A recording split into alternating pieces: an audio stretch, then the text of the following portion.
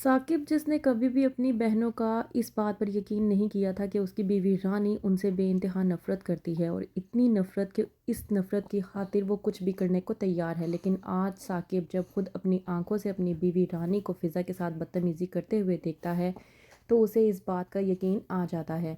ड्रामे के next episode में आप लोग देखेंगे कि ज़ारून जो कि फ़िज़ा से कहता है कि तुम हमेशा से मेरी थी, मुझे इस बात का यकीन था और देखो आज तुम मेरे साथ हो, मेरी और तुम्हारी शादी हो चुकी है।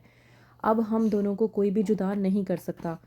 वहीं पर दूसरी तरफ ज़किया जो कि रानी के लाख मना करने के बावजूद फ़िज़ा को अपनी बहू तस्लीम कर चुकी है और इतना ही नहीं अपने ख़ानदानी कंगन फ़िज़ा को दे देती है। जबकि वो इस बात से अनजान होती है कि रानी ने अगर वो कंगन देख लिए तो कितना बड़ा हंगामा हो जाएगा। वहीं पर दूसरी तरफ रानी जो अपने ही ख्यालों में गुम होती है और सोचती है कि तुम्हारी शादी तो ज़ारून से होने से मैं रोक नहीं पाई, लेकिन तुम्हारी ये शादी ज़ारून से मैं चलने नहीं दूंगी। आखिरकार मैं भी रानी हूँ, मैं भी देखती हूँ कि तुम्हारी शादी ज़ारून के साथ कितनी देर तक टिकती है। वहीं पर दूसरी तरफ ज़ारून जो कि जाता है राशिद के पास और जाकर कहता है कि बड़ा ही मुझे गुस्सा आ रहा है तुम्हें देखकर। मैं तुम्हें एक बात बता दूं कि सुल्तान और तुम्हारा उस्ताद कमाल पकड़े जा चुके हैं। अब मुझे तुमसे पूछना सिर्फ इतना है कि तुमने आखिरकार ये सब कुछ किसके कहने पर किया?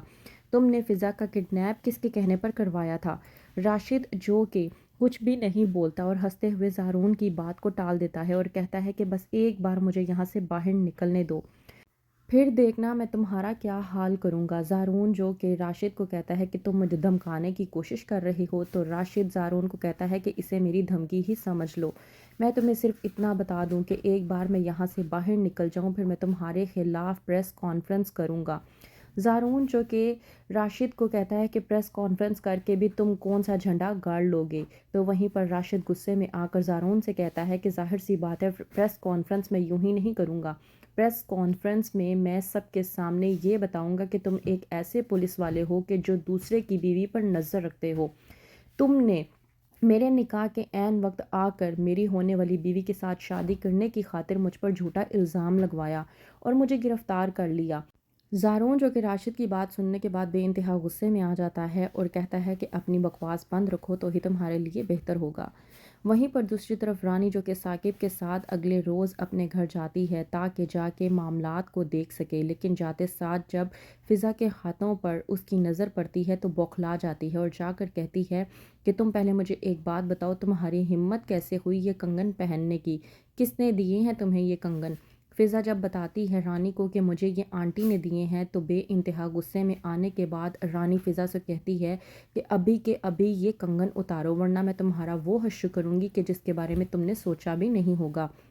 साकिब समझ नहीं पाता कि रानी को आखिरकार क्या हुआ है, लेकिन वो रानी का गुस्सा देखकर बौखला जाता है और आकर फ़िज़ा को बचाने की कोशिश करता है कि वहीं पर रानी फ़िज़ा पर हाथ उठाने की कोशिश करती है, लेकिन साकिब रानी का हाथ पकड़ लेता है और उसे कंट्रोल करता है। कहता है कि तुम आखिरकार क्या कर रही हो, तुम पागल तो नहीं हो गई?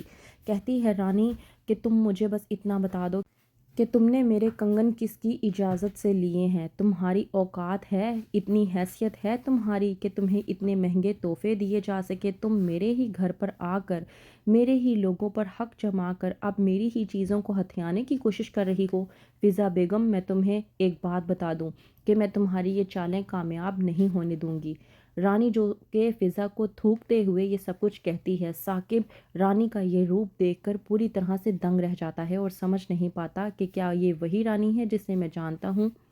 तो क्या अब साकिब के सामने आ जाएगा रानी का असल चेहरा? क्या अब साकिब समझ पाएगा कि रानी कैसी है? क्या होगा आगे? मज़ीद जानने के लिए देखते रहिए ड्रामा सीरियल शिकंजा।